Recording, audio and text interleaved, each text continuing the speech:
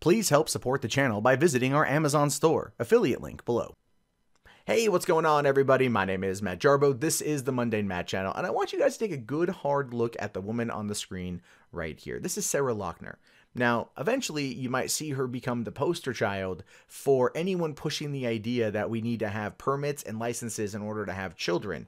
And you may be asking yourself, why? Why would we need that? Well, because she did this. McDonald's employee gives birth and tries to flush infant down the toilet. Now, here's the most messed up thing. This isn't the first story like this I have covered in recent weeks. Yeah. What the hell?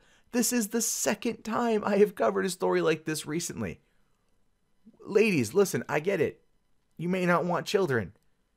But flushing them down the toilet won't work. They're not goldfish. They're not alligators in New York. You can't do it. But it says here that a McDonald's cashier is facing an attempted murder charge after giving birth to a boy while at work and then trying to flush the newborn down a toilet inside the Redwood City restaurant. So weird that a statement like that is even remotely written or I had to utter it aloud. Sarah Lockner was working as a cashier at the McDonald's restaurant on Chestnut Street on the evening of September 4th when she complained of stomach pain, according to the San Mateo County District Attorney's Office. During her night shift, prosecutors say the 25-year-old Redwood City woman visited the restroom's bathroom multiple times to the concern of a coworker. Well, yeah, I mean, if you're ever out there and you're working and your coworker's like, "Oh my God, I've got to hit the toilet so many times," you're going to really wonder what's going on. Did they have a bad burrito? Did they have some bad cheese? Or in this case, it's because she's trying to, pop out a kid. All right. Now, we all know what it's like to go give birth in the toilet, especially after having a burrito. But this is a wholly different situation. When the coworker entered the bathroom to check on Lockner, a prosecutor said there was blood on the floor. Lockner tried to dismiss the bloody mess and blamed it on a heavy period. Here's the thing, though. With some people, that would probably actually work. You walk in, there's blood everywhere. You're like, "Oh my God!" She's like, "No, it's okay. I had a really heavy flow this month." Some dudes would be like, "Oh, yeah, you got a dog." You know what I mean? Like they wouldn't care. But that's, yeah. If it looks like a crime scene, it's because it probably is. But Lockner's behavior had drawn the attention of a second coworker who also decided to check on her. Good thing people are paying attention here. The second employee walked into the bathroom and peered over Lockner's stall and saw a newborn baby face down in the toilet bowl. Wow, face down in the toilet bowl. Holy crap. Lockner had her hand on the baby's back, according to the district attorney's office. The employee then heard the toilet flush. Okay, just because I have to just make this point here. Lochner's an idiot. When you flush the toilet, the water goes down. It drains out of the bowl. If you're trying to drown a toddler or an infant or flush it down the toilet, that's not really going to work. I mean, if you're trying to drown it, you're really just making it harder on yourself in the long run. Anyway, Lockner pleaded with her coworker, asking her not to call the police. Good thing the coworker called the police. Police arrived later to find the baby in Lochner's arms. San Mateo County District Attorney Steve Wagstaff told the LA Times. The baby had no pulse and was not breathing, so officers performed CPR and rushed the infant to Lucile Packard's Children's Hospital in Palo Alto. The infant is alive and in stable condition, but the extent of the baby's brain injuries was not known. And that's the unfortunate thing. The mom, pulled the baby out of her womb and then try to flush it or drown it or whatever. I mean, babies take time. They have to learn to breathe when they're coming out. In my preparation for becoming a father, I've been watching a lot about childbirth videos recently. And so these stories are probably going to trigger me a lot more. Also, why are there so many of them? But the baby, is coming out of the amniotic sac and there's all the, it's got to learn to breathe air. And so if it's not getting the oxygen that it needs, that's horrible. It's horrible. And yes, I'm making some dark jokes into this, but this is how I'm processing it, for one. But like I said, this woman is a poster child for people who are going to argue that we probably need to push for licenses for childbirth.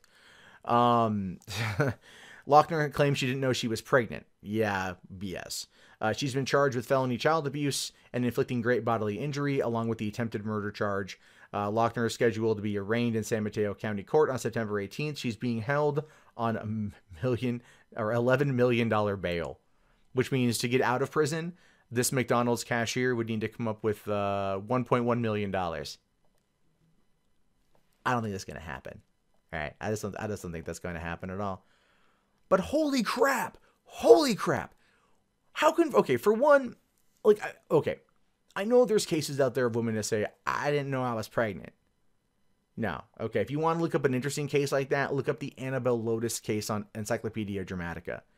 Listen to her talking to an Insane Clown Posse radio station, telling her story, and you could kind of understand. But she was a large woman, and she maybe didn't know, you know, she also was probably on lots of drugs. So there's that. This woman looks maybe not 100%, you know, not 100% skinny, you know, whatever, but she's thin enough probably to where she would know she was pregnant. She would know she was pregnant. Now, her boyfriend had said he didn't know she was pregnant. So she did keep this thing from him. She did keep this from people, and she probably just freaked out. But this is a situation where you go and you deliver it, then you give it up for adoption. You don't try to drown it in a McDonald's bathroom. Like, I mean, if this baby survives, and I do hope it survives, I mean, I really hope no one ever tells this kid.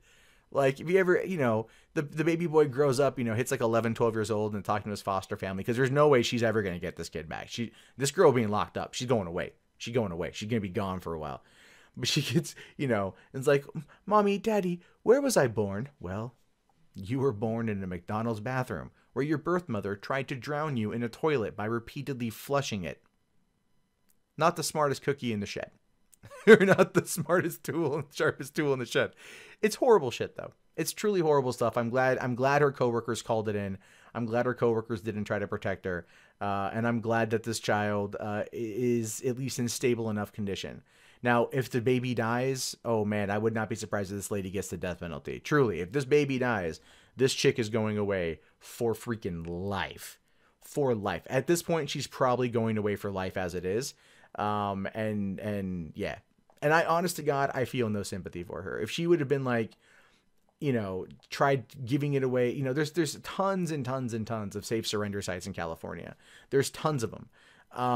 And the system, you know, while not perfect for children, but is designed so these kind of things don't happen. But for some reason, we're hearing more and more about this kind of stuff as time goes on. And there was even like a Dateline or a 2020 thing I saw a while back about a woman who abandoned 3 children behind dumpsters and garbage cans in parts of LA over the course of a few years because she kept getting pregnant from dudes and couldn't look after them. So she gave birth herself and then went and deposited the children by places where they would be found and then put into the foster system. All 3 kids eventually found each other and then eventually met the mom because the mom was actually the woman who found a couple of the kids.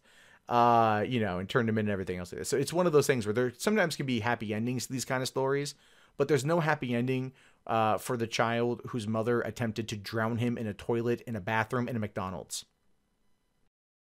Hey guys, that wraps up this video. If you'd like to leave a comment, please do so below. I love to read your guys' input. Be sure to hit that thumbs up button. It really does help me in the YouTube algorithm. If you want to support the channel, there's the Amazon affiliate store, there's PayPal, there's Patreon, there's Bitcoin. And if you're bored and you want something else to watch, check out 3 Buck Theater up here. My name is Matt Jarbo. I will talk to you guys later. Have yourself a wonderful day.